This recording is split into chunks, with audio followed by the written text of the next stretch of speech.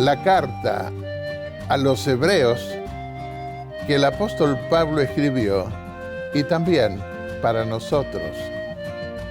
Hay 4 libros de la Biblia que revisten especial importancia para la misión de la Iglesia Adventista y que por consiguiente nos volvemos más sensibles cuando leemos comentarios sobre ellos.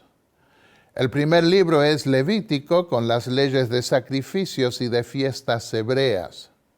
Podemos incluir junto con Levítico gran parte del resto del Pentateuco, porque las leyes aparecen dispersas y complementadas en los demás libros.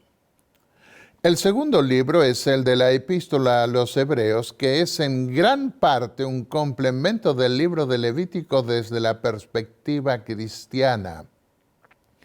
Sin esa epístola, habría sido más difícil entender bien el propósito de las leyes rituales antiguas desde la perspectiva neotestamentaria. Los otros 2 libros que proyectan tales rituales en su versión apocalíptica son Daniel y Apocalipsis. Nuestra iglesia surgió del estudio de tales profecías y después del gran chasco de 1844, debió volcar su atención al libro de Levítico y a la epístola a los Hebreos en forma especial. De manera que esos 4 libros se complementan. Mientras que en Levítico y en Hebreos tenemos la doctrina del Evangelio del Santuario, en Daniel y Apocalipsis vemos su cumplimiento más definidamente desde la perspectiva del gran conflicto de los siglos entre el bien y el mal.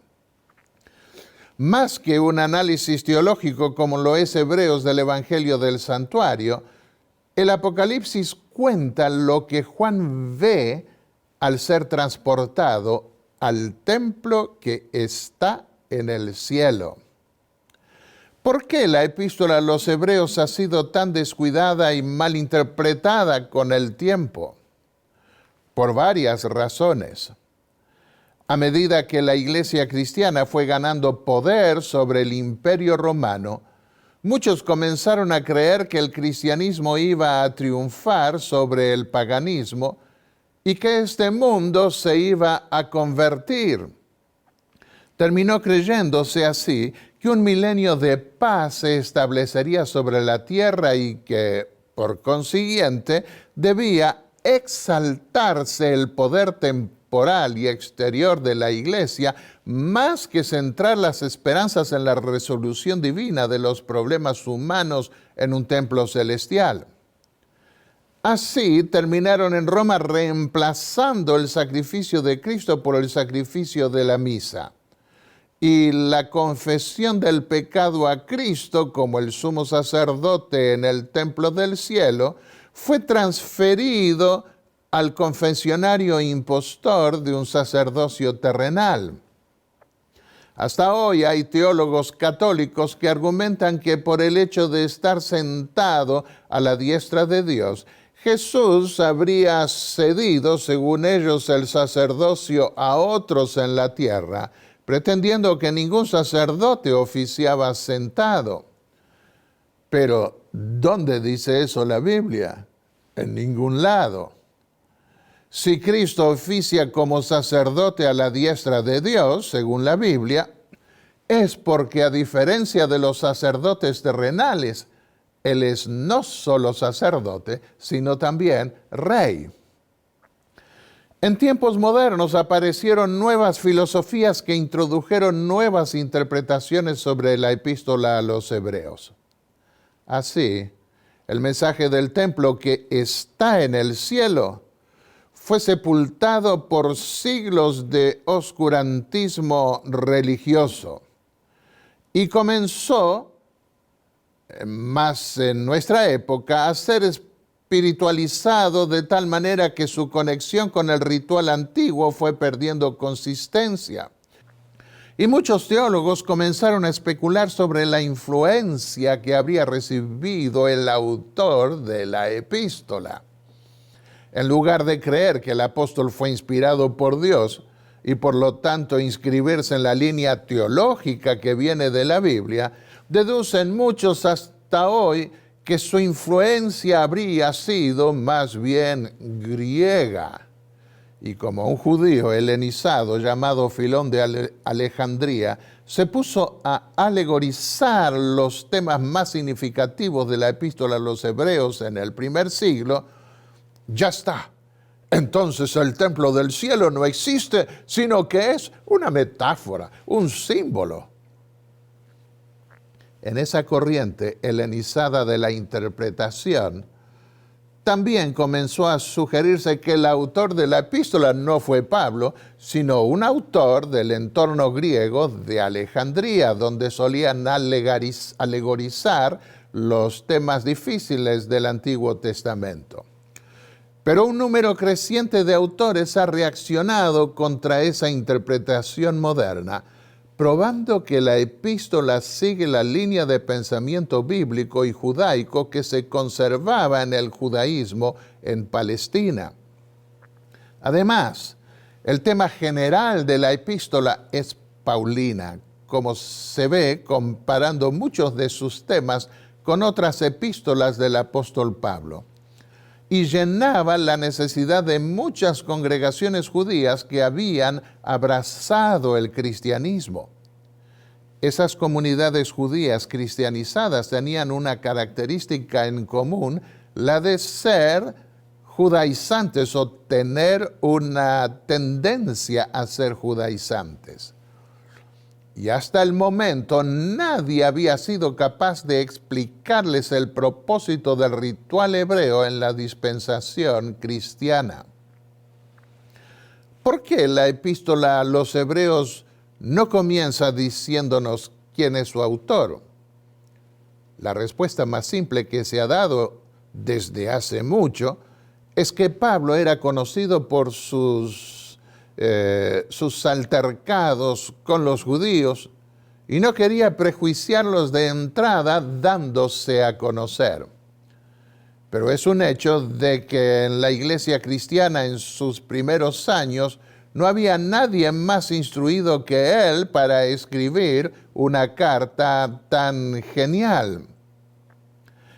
Y en efecto, el autor de esa epístola era un verdadero teólogo porque después de escribir un documento tan extraordinario y extenso fue capaz de decir: os he escrito brevemente, Hebreos 13:22. E hizo un llamado a sus hermanos judíos a no quedarse con los rudimentos del Evangelio, sino a avanzar en el conocimiento de la palabra de Dios. Usó la figura del alimento de los bebés, quienes al principio solo toman leche para pasar a comer vianda más tarde, ya que si no ingieren con el tiempo alimento más sólido, los niños no van a poder crecer hasta ser adultos. Y aunque de entrada no dijo que era el apóstol Pablo, eso se ve definidamente después, hacia el final incluso también. Llama la atención el hecho de que en una epístola tan teológica el autor haya sido al mismo tiempo tan pastoral. Hoy lamentan muchos que la teología se haya ido por las ramas, con teólogos que se vuelven teóricos y que dicen incluso que el autor de tal o cual pasaje bíblico usó un lenguaje técnico para decir en verdad tal o cual otra cosa. Por eso muchos acusan a los teólogos de construir edificios de marfil en los cuales no puede entrar la gente. Usan un lenguaje presuntamente objetivo que la mayoría del pueblo no puede entender o le resulta pesado seguir. Y hasta cierto punto tienen razón. Por eso nos advirtió el espíritu de profecía que la Biblia fue dada con propósitos prácticos. El primer tomo de Mensajes Selectos, página 23. Ahora, ¿cuál es el mensaje pastoral que da el apóstol Pablo? El mensaje del apóstol Pablo es una epístola tan teológica como la de los hebreos, pero que fue eminentemente práctico.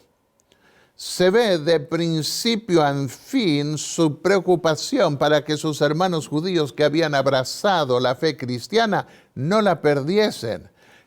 Y aunque los exhorta a esforzarse por ahondar, profundizar en el conocimiento teológico, les hace llamados constantes a mantener firme la profesión de, literalmente cito, nuestra esperanza sin vacilar, porque fiel es el que prometió, Hebreos 10:23. Y también les aconseja retener firme hasta el fin los principios de la fe para poder ser participantes de los padecimientos de Cristo. ¿Cómo se convirtieron esas comunidades judías al Evangelio de Cristo? Por las señales poderosas que dejó en su estela el descenso del Espíritu Santo en el Pentecostés y por los dones que repartió en la iglesia. Pero la reacción contraria no se dejó esperar y los que abrazaron tan gozosos la fe comenzaron a padecer persecución. Para evitar caer en la trampa del diablo, el apóstol Pablo los exhortó a hacer varias cosas. Primero, que mirasen a Moisés, primero en nuestra clasificación. Moisés prefirió ser maltratado con el pueblo de Dios antes que gozar de los bienes temporales del mundo por poner su mirada en la recompensa prometida, Hebreos 11, 24 al 26. También les aconsejó a que mirasen las cosas positivas del pasado en el que, a pesar de perder aún los bienes, mantuvieron firme su fe, apoyándose los unos a los otros y mirando los bienes venideros que les promete el Evangelio. Hebreos 10, versículos 32 al 34. Aquí viene bien recordar o agregar la exhortación del apóstol Pedro, quien amonestó a los creyentes a no avergonzarse por las tribulaciones, sino hasta gozarse en ellas, porque al sufrirlas eran participantes de los sufrimientos de Cristo, quien dio su vida por ellos. Es un hecho de que cuando las cosas nos van muy bien, tendemos a perder la espiritualidad y que cuando padecemos nos sentimos más cerca de Jesús. Podemos sentir más su comprensión, sabiendo que no estamos solos en nuestra prueba y que hay quienes nos pueden comprender. Primera de Pedro 4, versículos 14 al 16. Pablo exhortó también a sus hermanos hebreos a escudriñar el corazón para evitar que se ensucie en la prueba y se endurezca a tal punto de volverse incapaz de ablandarse por el amor de Dios. Hebreos 3:12. Mirad bien, les dijo, de que nadie deje de alcanzar la gracia de Dios, de que ninguna raíz de amargura brotando cause dificultades y por ella muchos sean contaminados. Hebreos 12:15. Cuidado con el odio, con el rencor, con los malos sentimientos, ante los conflictos que todos tenemos que llevar en un mundo ingrato o enfrentar en un mundo ingrato como el nuestro. También los exhortó el apóstol Pablo a no dejar de congregarse como muchos tenían por costumbre. Y ahora que hemos pasado por una pandemia y se ha prohibido a muchos reunirse, el riesgo es mayor para nosotros. No alcanza con mirar videos o escuchar por la radio mensajes bíblicos. Debemos estimularnos al amor y a las buenas obras usando las palabras del apóstol, Hebreos 10, versículos 24 y 25. Y dentro del propósito teológico de su epístola, también animó a los creyentes a mirar por fe hacia arriba y entrar así con fe y confianza en el santuario que está en el cielo, invocando a Cristo como nuestro sumo sacerdote y mediador entre Dios y los hombres, y viviendo por fe como viendo al invisible, Hebreos 4, versículos 14 al 16, y el capítulo 10, versículos 19 al 23. Por último, como conclusión al capítulo de la fe, el apóstol dio tal vez su exhortación más fuerte cuando dijo: por tanto, puesto que tenemos en derredor nuestro tan grande nube de testigos, despojémonos también de todo peso y del pecado que tan fácilmente nos envuelve, y corramos con paciencia la carrera que tenemos por delante, puestos los ojos en Jesús, el autor y consumador de la fe, quien por el gozo puesto delante de él soportó la cruz, menospreciando la vergüenza, y se ha sentado a la diestra del trono de Dios. Hebreos 12, versículos 1 y 2. También advierte Pablo contra la tentación de caer en la inmoralidad, algo tan peligroso para la fe de muchos hoy, en una época en que, como lo dice Elena de White, el mundo está entregado al sexo. Y junto con la inmoralidad advierte el apóstol sobre el problema de la codicia, que lleva a muchos a querer enriquecerse a expensas de su vida espiritual. Hebreos 13, versículos 4 al 6. Cuanto más uno sueña con bienes terrenales, pierde interés por el sueño de los bienes venideros, futuros y celestiales. Resaltemos también la urgencia que pone el apóstol Pablo sobre la cercanía del fin. Tantos perdieron la fe cuando estaban tan cerca de recibir el premio. Por un lado, estamos tan cerca de la venida del Señor como lo estamos del día de nuestra partida de esta vida terrenal. Porque en la muerte no hay conciencia y será como si despertásemos enseguida cuando el Señor viene. Por otro lado, los apóstoles entendieron que vivían en la época de los cumplimientos de las promesas que Dios dio a Israel mediante las profecías y los símbolos, luego de lo cual no habría otra época. Esa época final tendría, sin embargo, un tiempo del fin mismo, según las profecías de Daniel, en la que vivirían todos los que viesen las señales que Jesús y los profetas dieron sobre el fin del mundo. Bien, ¿qué más podemos decir? Tenemos 3 lecciones más para estudiar. Para estudiar una epístola tan maravillosa y lamentablemente tan descuidada por muchos. Que no sea ese nuestro caso. Oremos. Padre y Dios Santo que estás en los cielos, danos sabiduría al compartir los mensajes de esta epístola tan extraordinaria. Abre nuestros ojos para comprenderla y ver su valor para nuestra vida, y bendice a cada maestro que quiera compartir su fe en el Evangelio que aquí se destaca, que es del santuario. En el nombre de Jesús. Amén.